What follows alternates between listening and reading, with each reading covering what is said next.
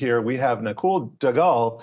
He is a Qualcomm Technologies Senior VP and also General Manager of their Automotive division. And Nakul, thank you for joining us today. You were just listening to Dan give some highlights about CES. I'm watching the video here. It feels like the future is already here. And you're here to talk about your Snapdragon digital chassis and its performance and what it's going to do on the BMW, Renault, and GM platforms. Just give us a little taste of what's coming here. Yeah, morning, Jared, and morning, Dan. Happy New Year. Look, automotive is going through significant modernization, and over the next decade, we expect automakers to really be transforming their products significantly. We have been consistently investing in what we now call the Snapdragon digital chassis, which is really a combination of connectivity, so 5G, all of the in-car connectivity, the in-car experience, the digital cockpit, and then, of course, driver assistance leading over to automated driving. We've been leaders in the telematics and the infotainment space for a number of years. Most major automakers have been working with us for quite a few years in this space. ADAS and automated driving is an area that we are now focused on. We announced our acquisition of Veoneer, which is underway. We're going to integrate the Arriver vision perception stacks that come from Veoneer into our Snapdragon platforms. And we are working directly with a number of automakers to actually modernize their platforms, targeting the 24-25 timeframe from an ADAS perspective. We made announcements back in November with BMW, who's going to be using us for their 25 vehicles for ADAS, and a number of announcements yesterday across Volvo, Renault, GM, and others. So really, really exciting time for the company as we expand our automotive footprint. Nakul, it's Julie here. Talk to me about the next year, what the biggest change is or ongoing shift is that drivers are going to see as a result of some of the stuff that you guys are working on. Yeah, morning, Julie. So I think the big shift that is happening is that automakers, as they go through their transition towards electrification, what is very important is how do you own the customer experience? And this is a combination of the experience within the vehicle, so what you see, what you hear, what you immerse yourself into. It is a new challenge for automakers because it requires building a direct relationship with the consumer, thinking about what kind of ecosystems that they're used to in the home and how can those come into the vehicle. We spend a lot of time talking to automakers and their ecosystem partners to facilitate that. Cars are going to be connected 100% of the time. That creates a tremendous amount of opportunity. And finally, on driver assistance and automated driving, you will start to see a significant transition towards these features becoming more standard. So the ability for cars to be able to drive themselves over long distances on the highway with the driver participating, engaging, but not actually having to do the task of driving. These features have been available in higher-end vehicles. We see these becoming standard over the next 5 years or so across a wide variety. And for us, that is very important because it essentially means the automakers are working directly with technology players like ourselves to essentially redefine what the car starts to look like.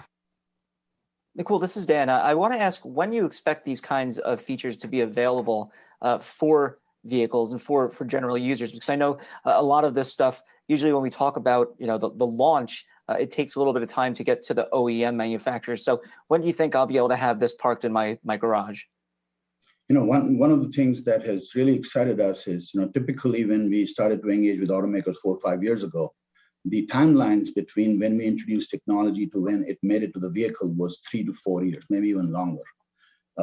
We will be announcing 5 nanometer, which are very advanced process nodes, 5 nanometer based SoCs for driver assistance in cars in 2022. So you will actually be able to buy vehicles with automated driving capability from automakers like General Motors using our most advanced processors this year. We've already announced similar products that have been launched by partners like Volvo, like Renault in 2021. So the base is definitely accelerating. And I think a large part of this is because automakers are directly getting involved in shortening the development timelines, the amount of work that they are doing in-house versus relying on a very complex ecosystem to do that for them. And talk to us a minute about the importance of 5G to your efforts. We're talking about the chips that are in cars, but we also infrastructure network there, especially the low latency that 5G has that enables a lot of this technology, the Internet of Things, smart cities, and all of that. What is the stage of 5G deployment? Because we just had news the other day that Verizon and I believe AT&T were delaying an upgrade to their 5G networks. What's the status here? 5G is something that Qualcomm has been championing for a number of years, and we believe we have actually been able to accelerate the timeline of 5G deployment globally by 12 to 18 months. The one thing that is clear is that all of this modernization that we are talking about in automotive, as well as many other markets, assumes that there is 100% of connectivity all of the time.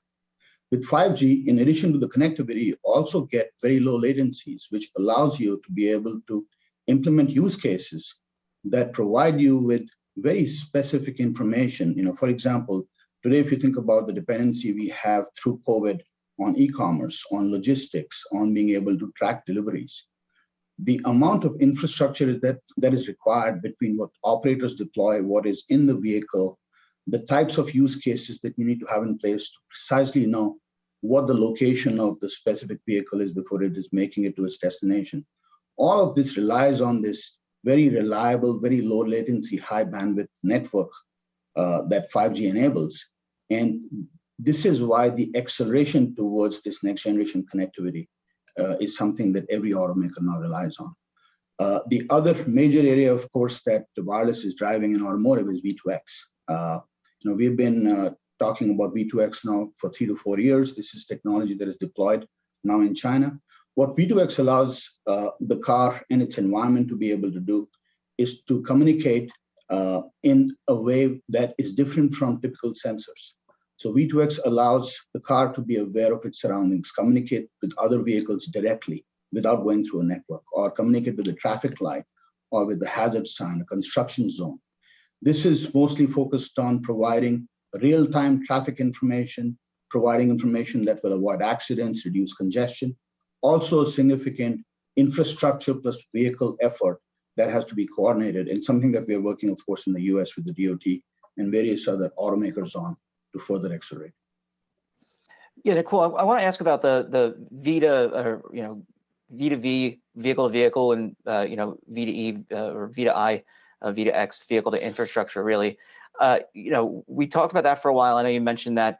I guess at what point do we start to see that really roll out? And it seems as though there's two different schools of thought when it comes to self-driving vehicles. There's the complete package on its own in a vehicle, and then the kind of V to X, where it's the cars can all talk to each other and the infrastructure to know, this car is coming around the corner, this is a stop sign, this is a red light, rather than relying on sensors and cameras to look for everything. Which, I guess, do you see being the primary way that we get to, sit in our back seats while our cars drive us around? And I guess why? Yeah, I think, Dan, we think of all of these sensors as being on a spectrum. Every sensor is fairly complementary to the other. And really the goal is that as you get to more and more automation, you need to have more and more sensor diversity.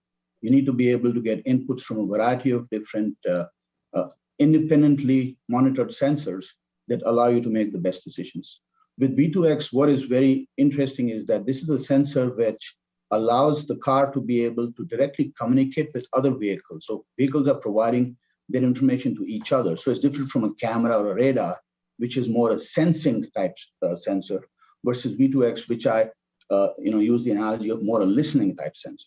The other piece that is very interesting about infrastructure to vehicle communication is, there are so many accidents that can be averted because you have traffic jams, you have slowdowns, you have bad weather, and intelligent infrastructure being able to communicate that information ahead of, 30 seconds ahead, a minute ahead, which is all very possible, is very significantly beneficial. Now, the great thing about V2X is that from a frequency band perspective, this is a globally harmonized frequency band. So every part of the world is using 5.9 gigahertz for V2X.